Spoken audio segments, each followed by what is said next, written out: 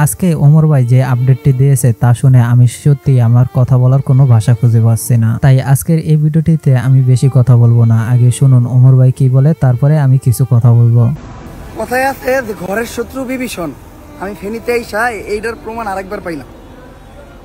কেমনে আমি একটু বুঝাই। আমরা এই ফেনীতে বন্যাতদের পাশে দাঁড়ানোর জন্য, ত্রাণ দেওয়ার জন্য বাংলাদেশের বিভিন্ন জায়গার থেকে নিজের অর্থায়নে বা ফান্ড কালেক্ট কইরা কষ্ট কইরা নিজেদের সব কাজ কাম বাদ রেখা, ইনকাম বন্ধ রেখা ফেনীতে এসে মানুষের পাশে দাঁড়াইতেছি। এই টাইমে ফেনীর মানুষ কি করতেছে জানেন?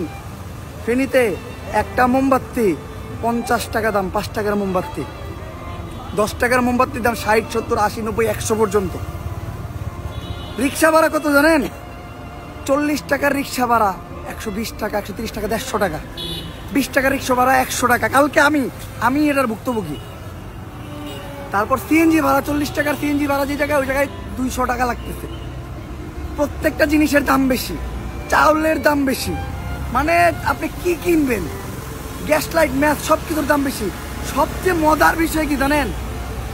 ডারবির প্যাকেট 60 টাকা করে বিড়ি, যে বিড়ি আমি খাই না, আমি আমার সাইটে মানে বিক্রি হইতেছে, হ্যাঁ, ওই বিড়ি ডারবির প্যাকেট আমি শুনছি 60 টাকা করে, মানে নগদ বিক্রি হয়।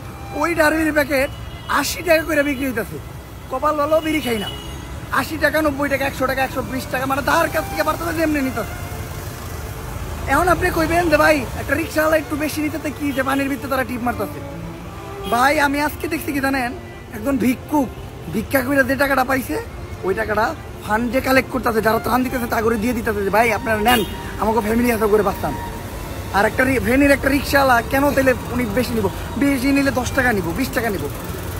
পানি তাই কেন বেশি নিব? কেন পানি ভেঙে দেশ দেশ দূরান্ত থেকে আসে নাই মানুষ, আসছে তো। যে আবার আরেকটা সবচেয়ে দুঃখজনক বিষয়, যে পরিস্থিতি, বন্যা পরিস্থিতি, মানুষ উদ্ধার করতে পারতেছে না, মানুষ আর্তনাদ।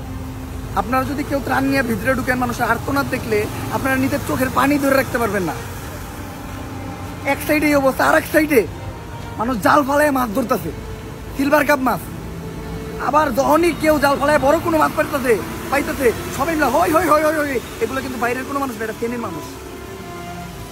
আর একটা কথা কই, সবচেয়ে দুঃখের বিষয় যেটা, এই সিচুয়েশনও ফেনীর, এই সিচুয়েশনও ফেনীতে ডাকাতি হইতেছে। কালকে ডাকাত ঢুকছে, কালকে এই জায়গায় মাইকিং করে ডাকাত দৌড়াইছে রাত্রে মানুষ। এই সিচুয়েশনে কিভাবে ডাকাতি হয়?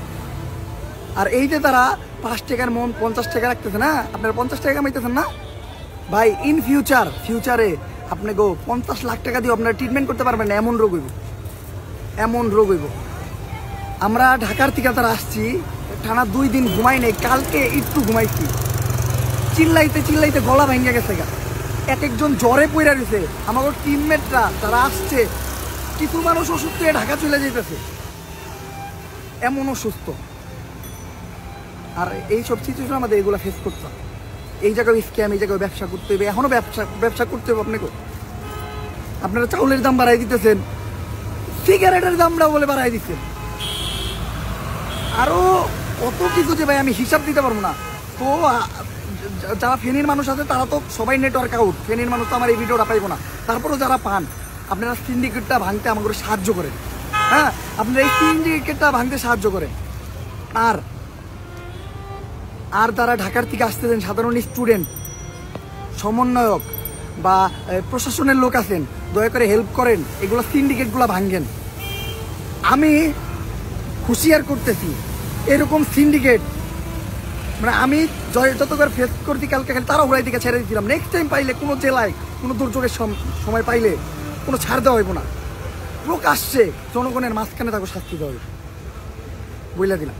আমরা বাঙালিরা কখনো ভালো হব না। দেশের এরকম একটি খারাপ সময় কিভাবে লোকেরা এই কাজটি করতে পারে তা আমার মাথায় আসে না। আমাদের উচিত এদেরকে বেশি প্রশ্রয় না দিয়ে তাদেরকে প্রকাশ্যে শাস্তি দেওয়া। যাই হোক, এখন আপনি যদি এই বন্যার্তদের পাশে দাঁড়াতে চান, তাহলে আমি কিভাবে আসুন্না ফাউন্ডেশনে ডোনেশন করতে হয় তা নিয়ে একটি ভিডিও তৈরি করেছি। সেই ভিডিওটির লিঙ্ক এই ভিডিও ডিসক্রিপশনে দেওয়া থাকবে, চাইলে সেটা দেখে আসতে পারেন। এখন আপনারা যারা আসুন্না ফাউন্ডেশনের সম্পর্কে জানেন না, তাদেরকে বলে রাখি, এটা আমাদের প্রিয় শায়েখ আহমদুল্লাহর একটি ফাউন্ডেশন। তাই আপনি একদম নিশ্চিন্তে এই ফাউন্ডেশনে ডোনেশন করতে পারেন।